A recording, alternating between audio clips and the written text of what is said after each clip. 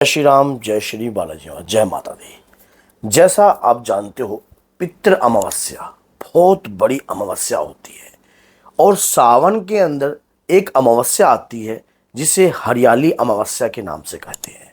ये जिस प्रकार से पूर्णिमा देवताओं को बहुत अधिक प्रिय होती है, हरियाली अमावस्या जो है हमारे पितरों को बहुत ज़्यादा प्रिय होती है। कहते हैं कि सावन के अंदर सभी देवी देवता प्रसन्न होते हैं और सावन के अंदर करी हुई पूजा, याचना, तपस्या आपके देवता तक जरूर पहुंचती है। तो इस हरियाली अमावस्या पर अगर आप पितरों के नाम का कुछ अंदाना या कुछ भी कार्य करते हो तो आपके पितृ प्रसन्न होंगे और आपको कृपा प्रदान होगी। देखिए, कई बार हम ना कंफ्यूज होते हैं। किस प्रकार से कंफ्यूज होते हैं? कई कहते हैं कि हम आपके ऊपर पितृ दोष हैं, आपके पितृ मलिन हैं, आपके पितृ बलवान नहीं हैं, आपके पितृ जो है घर के अंदर प्रेत योनि में विचरण कर रहे हैं। हमें तो इस बात का पता नहीं है, लेकिन उसके बावजूद हमारे कुछ मांगलिक कार्य में रुकावट आ जाती है या हमारे कार्य नहीं बनते हैं। अगर हम अपने पितरों के प्रति कोई प्रयास करते हैं तो कोई प्रेत आकर उसका सेवन कर लेता है।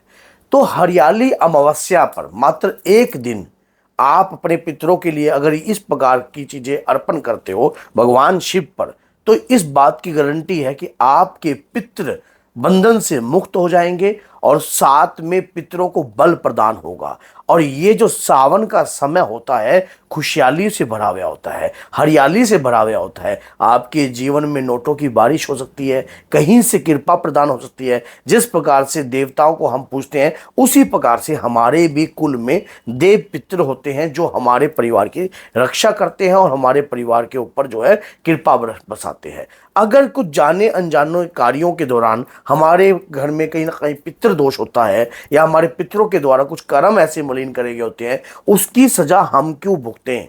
अगर हमें पता लग जाता है तो समय से उस चीज का निवारण कर लेना चाहिए। माना जाता है निवारण करने का जो समय होता है वो ही बलवान होता है। कहते हैं कि जिस समय पर भगवान श्री कृष्ण ने जन्म लिया था वो समय बलशाली था, जिस समय पर हनुमान जी ने जन्म लिया था वो समय बलशाली था।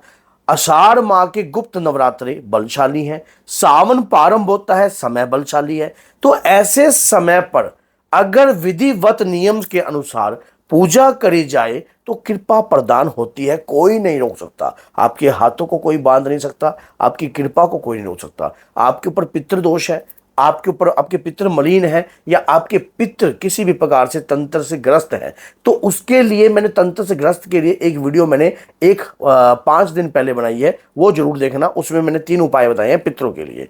अगर आप पितृ दोष की बात करते हैं तो हमारे कर्मों के द्वारा हमारे ऊपर पितृ दोष होता है। कईयों की कुंडली में पितृ दोष होता है, कईयों के जीवन में पितृ दोष होता है।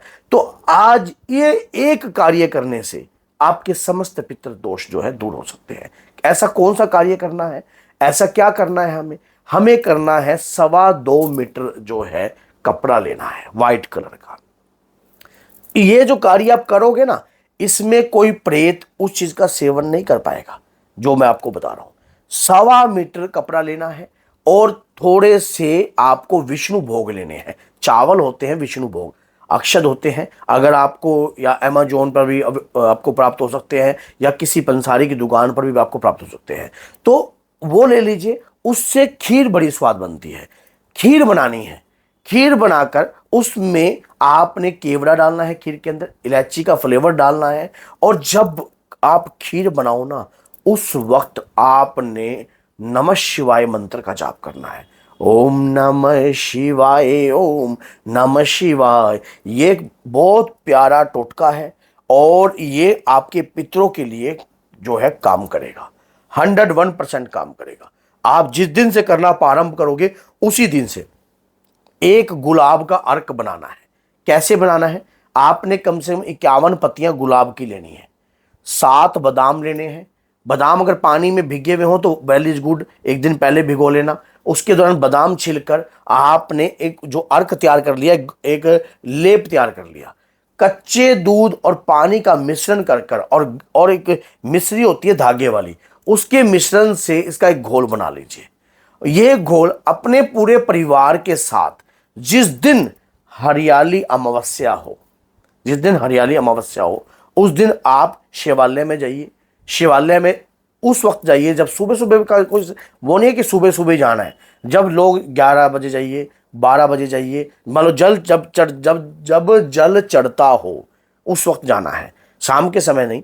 जाकर आपने क्या करना है, पहले महादेव को स्नान कराइए नॉर्मल जल से। उसके बाद यही जो आपने लेप बनाया है, इस लेप का अर्पण कीजिए। खीर जो विष्णु भोग आपने बनाया है वो विष्णु भोग अर्पण करने हैं। 5 दीपक आटे के तैयार कर लेना और 5 दीपक आटे के भगवान शिव पर अर्पण कर देने हैं। उसके बाद जो 2.25 मीटर कपड़ा मैंने आपको बताया है उसे लपेट कर एक पगड़ी बनानी है, या फिर अगर आपको पगड़ी बनानी आती है तो ठीक है, अगर नहीं आती है तो अपने वहीं पर आप लपेट कर पगड़ी के रूप में भगवान शिव को अर्पण कर देना है दीप लगाकर। वहां पर धूप और दीप का दान देना है।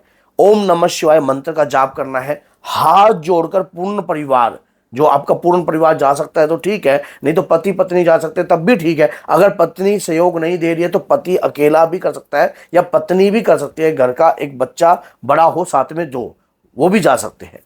थोड़ा सा कुमकुम माँ गौरी के चरणों में अर्पण कर देना। भगवान शिव से प्रार्थना करना। कहते हैं कि प्रार्थना में एक अपार शक्ति छुपी होती है जो हमें दिखाई नहीं देती है। अगर कई बार हम अपनी गलतियों का पश्चाताप मान लेते हैं, हमारे द्वारा अगर कोई त्रुटि हुई होती है या कोई गलती हुई हुई होती है तो हमें कृपा प्रदान होती है। अब मान लीजिए जाने अनजाने में, क्या पता किस बात का ये पितृदोष आपके जीवन में है, आपके जीवन को खराब कर रहा है, आपके जीवन में मंगल कार्य नहीं होने दे रहा है, मंगल कार्यों में रुकावट आ रही है, हर प्रकार के कार्यों में रुकावट आ रही है, बिजनेस में रुकावट आ रही है, पढ़ाई में रुकावट आ रही है, तरक्की आपको प्राप्त नहीं हो रही है।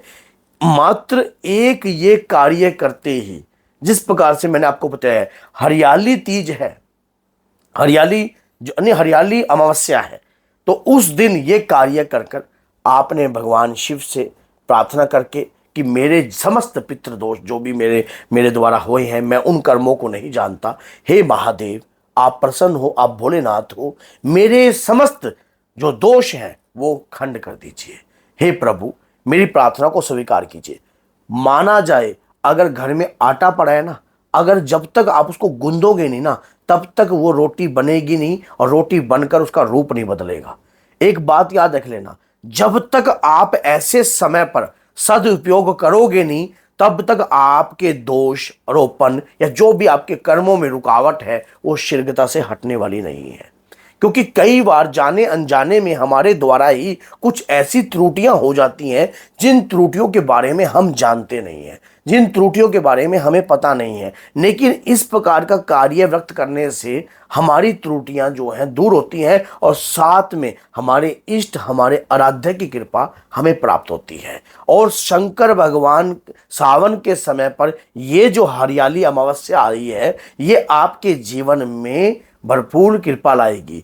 24 जुलाई कोई दूर नहीं है, आपके सामने ही है, सावन चल रहा है, ये एक कार्य कर लीजिए। अगर आपको ये वीडियो अच्छी लगी है तो वीडियो को लाइक कीजिए, शेयर कीजिए 10 लोगों तक, ताकि हर भक्त जो है इस प्रकार का कार्य कर कर अपने जीवन को सफल बना सके।